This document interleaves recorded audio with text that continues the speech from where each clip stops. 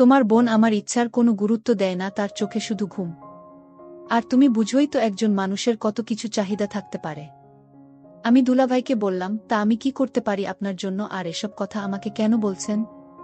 আমার মাথায় প্রচুর ব্যথা করছে, আর তুমি তো ভালো মালিশ করতে পারো। তাই বলছিলাম, তুমি আমার মাথায় মালিশ করে দিলে ব্যথাটা কমে যাবে। তখন আমি বললাম, মালিশ করে দিতে পারি, তবে একটা শর্তে দুলাভাই। দুলাভাই বলল, কিসের শর্ত তোমার? আমি তোমার সকল শর্ত মেনে নিতে রাজি। কি শর্ত তোমার? আমি বললাম, দুলাভাই আপনি আপুর সাথে রাতে যা করেন, আমিও আপনার কাজ সাথে তা করতে চাই। আমার কথা শুনে দুলাভাই খুব অবাক হলো, কারণ আমি জানি দুলাভাই মনে মনে এটাই চেয়েছিল। দুলাভাই বলল, আমি তোমার কথায় রাজি। কখন তোমার কথা রাখতে হবে? আমি বললাম, এই মুহূর্তে এবং এখনই। তারপর দুলাভাই বলল, তাহলে শুয়ে পড়ো। আমি বিছানায় শুয়ে পড়লাম।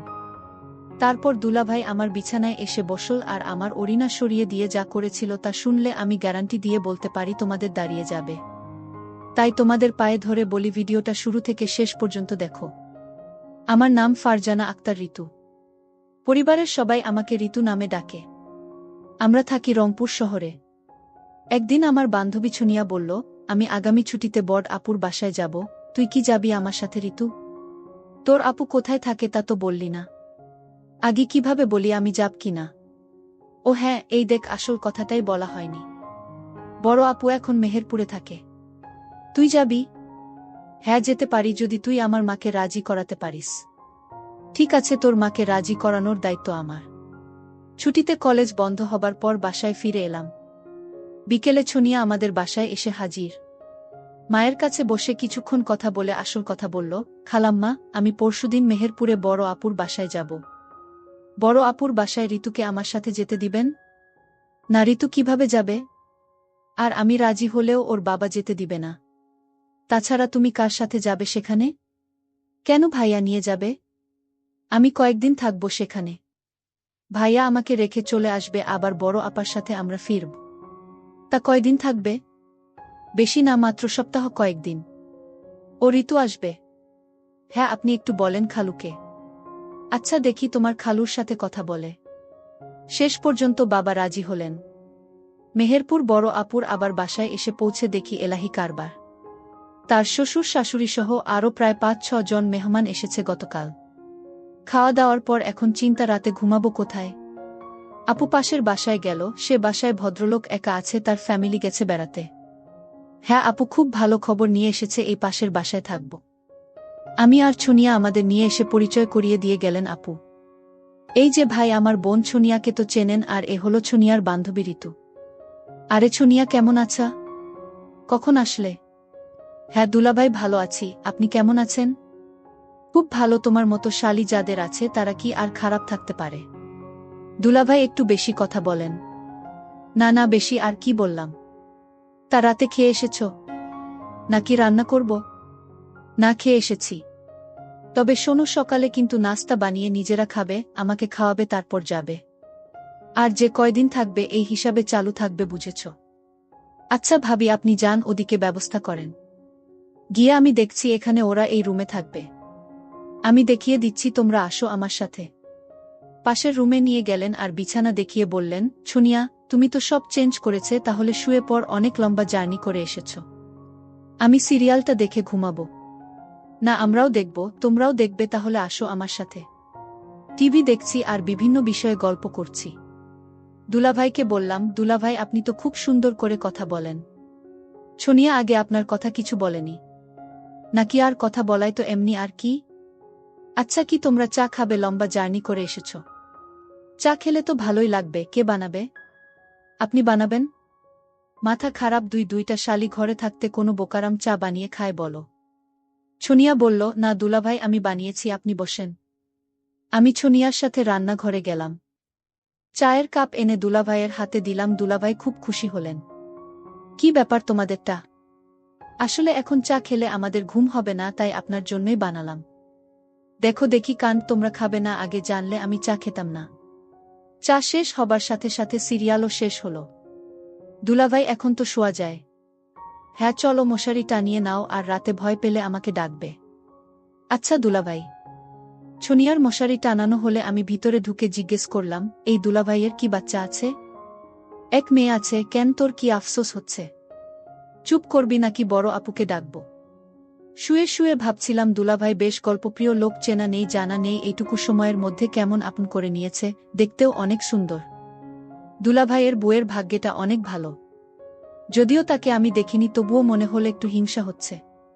এমন পুরুষ মানুষ কয়েকজন নারীর ভাগ্যে জোটে। অথচ আপু যখন এখানে নিয়ে আসছিল ভাবছিলাম কোথায় নিয়ে যাচ্ছে। কিরে ঋতু, ঘুমাচ্ছিস না কেন? নারে ঘুম আসছে না, কি করব? ও বুঝেছি, দুলাভাইয়ের কথা ভাবছিস। ধুর, কি যে বলিস না তুই। আমি কি খারাপ বললাম নাকি? আচ্ছা শুনি, তোর কেমন ছেলে পছন্দ? দুলাভাইয়ের মতো একেবারে হুবহু। তার যদি বউ না থাকতো তাহলে আমি প্রস্তাব দিতাম। আচ্ছা রাত কত হয়েছে দেখেছিস, এখন ঘুমাবার চেষ্টা কর। পরের রাতে আবার এলাম, দেখি দুলাভাই টিভি দেখছে, টেবিলের পাশে চায়ের খালি কাপ। কি দুলাভাই, কি দেখছেন? আরে আসো আসো, ভেতরে আসো, তা বলো তোমাদের কি খেদমত করতে পারি? না, আপনাকে খেদমত করতে হবে না। আপনার জন্য কি করব তাই বলেন। আমার যা দরকার তা তোমরা পারবে না। কেন পারবে না, একবার বলেই দেখেন না পারি কিনা। চা বানাবো। তোমরা কি খাবে? না, তাহলে থাক। থাকবে কেন, এখনই আনছি। দেখো যদি পারো তাহলে তো ভালোই হয়, সেই সন্ধ্যা থেকে ভীষণ মাথা ব্যথা করছে। টিভিতে আমার প্রিয় একটা সিরিয়াল চলছিল, কিন্তু ছনিয়ার ঘুম পাচ্ছিল বলেও ঘুমাতে চলে গেল। আমি কি করি ভেবে রয়ে গেলাম, দেখি যাই। চা খেয়ে দুলাভাই বললেন, একটু কড়া করেছে বলে চাটা খুব ভালো হয়েছে। দেখি যদি মাথা ব্যথাটা কমে। একই দুলাভাই, আপনার চোখ এমন লাল হয়ে আছে, কপালের পাশে রগ ফুলে গেছে কেন? ওই যে বলছি না, মাথা ব্যথা, এটা আমাকে খুব কষ্ট দেয়। মালিশ করে দিব? না থাক, মালিশ করতে হবে না। তুমি বেড়াতে এসেছ, আবার কি মনে করবে? কি যে বলেন দুলাভাই, কি মনে করব, আপনার কষ্ট হচ্ছে তো। আর তাছাড়া মাথা ব্যথা কমাতে মালিশের কোনো বিকল্প নেই। দুলাভাই, আমি মালিশ করে দেই আপনার কপালটা, তাহলে ব্যথা কমে যাবে। না, তুমি পারবে না। এই জন্যে আমার বউ আমাকে ছেড়ে সাধারণত কোথাও যায় না। এই যন্ত্রণাটা খুব খারাপ। আমি এতক্ষণ শুয়ে পড়তাম, শুধু তোমাদের জন্যে বসে রয়েছি। আচ্ছা সবই ঠিক আছে। এখন আপনি কোনো কথা না বলে চলেন, বিছানায় শুয়ে পড়েন। আমি আপনার মালিশ করে দেই, আমি ভালো মালিশ করতে পারি। বাবার মাথায় ব্যথা আছে তো, তাই সবসময় মালিশ করতে হয়। কিন্তু ছনিয়া দেখলে কি বলবে? আরে অসুখ হলে সবাই মানুষকে সেবা করতে পারে। এই নিয়ে আপনাকে ভাবতে হবে না দুলাভাই। ছনিয়া এখন ঘুমিয়ে পড়েছে, আর আপনি জানেন না ওর ঘুম মরার মত। আর ছনিয়া জানলেই বা কি আসে যায়? অসুস্থ মানুষের সেবা করতে হবে না। ও তাহলে চলো। দুলাভাই উঠে তার শোবার ঘরে গেল।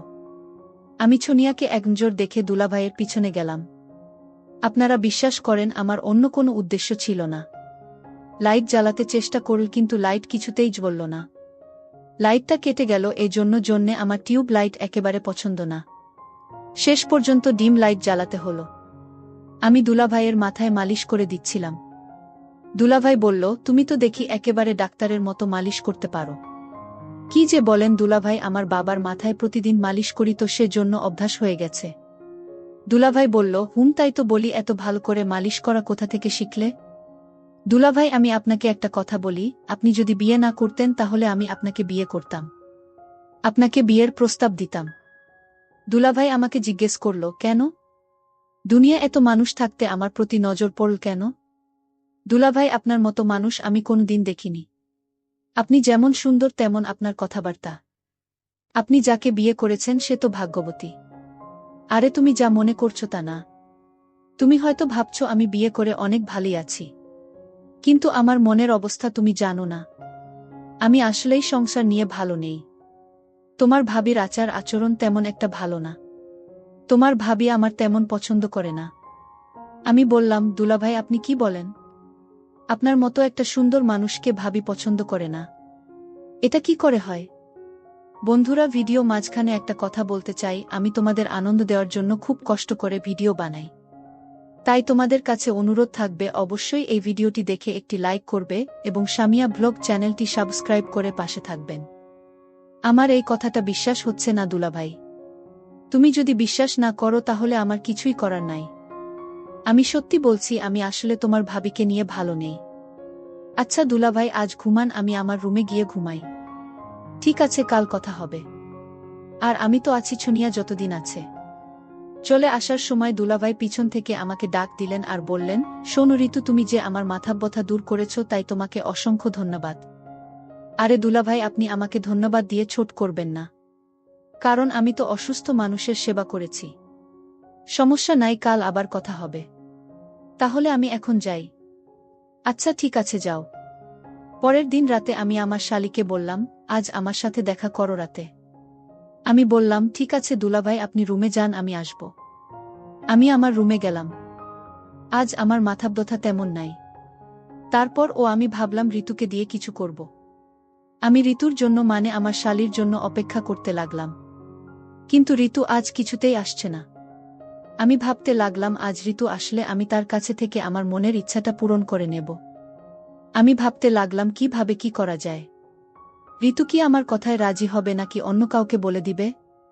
কারণ আমার খুব ভয় হচ্ছে।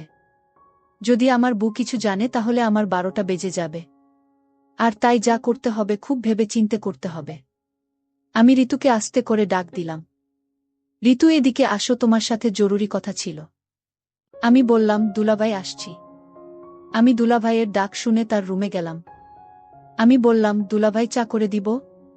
দুলাভাই বলল, তোমার হাতের চা খেলে আমার মাথা ব্যথা ভালো হয়ে যায়। তাই নাকি দুলাভাই? তুমি এমন ভাব করছো, মনে হয় কিছুই তুমি জানো না। দুলাভাই, আমি সব জানি, এমনি আপনার সাথে মশকরা করছিলাম। আরে তুমি আমার সাথে মশকরা করো, কিন্তু আমার মনের ভিতর তখন শান্তি নাই। দুলাভাই, আপনি চাইলে আপনি মনে শান্তি পেতে পারেন। আমি বললাম, কিভাবে পাবো? তোমার ভাবি যে অহংকারী মানুষ, তার কাছ থেকে ভালো কিছু পাওয়া সম্ভব না। এরই মধ্যে আমার বউ বাসায় হাজির। তুমি চলে আসো, তুমি না বলেছিলে আরো 2 দিন তোমার বাপের বাড়িতে থাকবে? আরে আমি এতদিন থাকলে তোমার কষ্ট হতে পারে, তাই ভাবলাম চলে যায়। আমি ভাবি ব্যবহার তো খারাপ দেখলাম না। ভাবি বলল, এই 2 দিন তুমি কেমন আছো? কি করছো? ঠিকমতো খাওয়া দাওয়া করছো কিনা? তা নিয়ে আমি মহা দুশ্চিন্তায় ছিলাম। আর তাই তো কোনো কিছু না ভেবে চলে আসলাম। যাক, ভালোই করেছে, তোমার ছোট বোন আসছে, তুমি আর দিন থাকলেও হতো। তারপর ভাবি বলল, যাও তুমি গোসল করে এসো, আমি তোমার জন্য খাবার রেডি করছি। তারপর দুলাভাই গোসল করে আসলো, ভাবি নিজ হাতে দুলাভাইকে ভাত খাইয়ে দিচ্ছিল। আমি এই দৃশ্য দেখে ভাবলাম, ভাবি তো দুলাভাইকে ভালো যত্ন করে। তাহলে দুলাভাই কি আমার সাথে মিথ্যা কথা বলেছে নাকি? আর দুলাভাই আমার সাথে মিথ্যা কথা বলবে কেন? এখন আমি বুঝতে পারলাম, দুলাভাই আমাকে মিথ্যা বলে আমার কাছ থেকে কিছু পেতে চাইছিল। যাই হোক, দুলাভাইয়ের চালাকি বুঝতে আর আমার বাকি রইল না। আমি রাতে আমার রুমে খাওয়া দাওয়া শেষ করে সবাই ঘুমাতে গেলাম। তারপর রাত যখন গভীর হল তখন আমার রুমের দরজায় কেউ নক করল। তারপর আমি ভাবলাম, এত রাতে দরজায় নক দিল। আমি একটু ভয় পেলাম। তারপর আমি আস্তে আস্তে বিছানা থেকে উঠলাম আর দরজার কাছে গেলাম। তারপর মনের সাহস নিয়ে রুমের দরজাটা খুলে দিলাম। দরজা খুলতেই যাকে দেখলাম সে আর কেউ না, সে আমার দুলাভাই। আমি দুলাভাইকে বললাম, আপনি এত রাতে আমার রুমে কিসের জন্য? দুলাভাই বলল, ওই দিন তোমায় বলেছিলাম যে আমার কপালে সুখ নেই। আমার মাথা প্রচণ্ড ব্যথা করছে, তাই তোমার ভাবিকে বললাম, আমার মাথা ব্যথা করছে, একটু মালিশ করে দাও। সে রাগ দেখিয়ে বলল, আমি পারব না। মাথা ব্যথা করলে ট্যাবলেট খাও, কিন্তু ট্যাবলেটে তো আমার মাথা ব্যথা যায় না। তোমার বোনের আচার ব্যবহার আমার কাছে কিছু ভাল লাগে না। আমি দুলাভাইকে বললাম, তাহলে এখন আমি আপনার জন্য কি করতে পারি? দুলাভাই বলল, তুমি তো ভালো মালিশ করতে পারো। তাই বলছিলাম, আমার মাথায় প্রচুর ব্যথা করছে। তুমি আমার মাথায় মালিশ করে দিলে ব্যথাটা কমে যাবে। তুমি যদি আমাকে একটু সাহায্য করো। তখন ঋতু বলল, মালিশ করে দিতে পারি, তবে একটা শর্তে দুলাভাই। আমি ঋতুকে বললাম, কিসের শর্ত তোমার? আমি তোমার সকল শর্ত মেনে নিতে রাজি। দুলাভাই, আপনি অদ্ভুত মানুষ, আগে আমার শর্তটা তো শুনবেন, তারপর আপনার কথা রাখব। দুলাভাই তখন বলল, কি শর্ত বলো শুনি। আমি বললাম, দুলাভাই, আপনি ভাবির সাথে রাতে যা করেন, আমিও আপনার কাজ সাথে তা করতে চাই। আমি ঋতুর কথা শুনে খুব অবাক হলাম, আবার অনেক খুশিও হলাম মনে মনে। আমি বললাম, এই কথা ঠিক আছে, আমি তোমার কথায় রাজি। তারপর আমি ঋতুকে বললাম, কখন তোমার কথা রাখতে হবে? আমি বললাম, এই মুহূর্তে এবং এখনই। তারপর দুলাভাই বলল, তাহলে শুয়ে পড়ো। আমি বিছানায় শুয়ে পড়লাম। তারপর দুলাভাই আমার বিছানায় এসে বসল। আর আমার ওড়না সরিয়ে দিয়ে যা করেছিল তা আমি তোমাদের আগামীকাল বলবো। অনেক কথা বললাম, তাই আজকের জন্য বিদায় নিচ্ছি। সবাই ভালো থাকবেন, সুস্থ থাকবেন। ধন্যবাদ সবাইকে।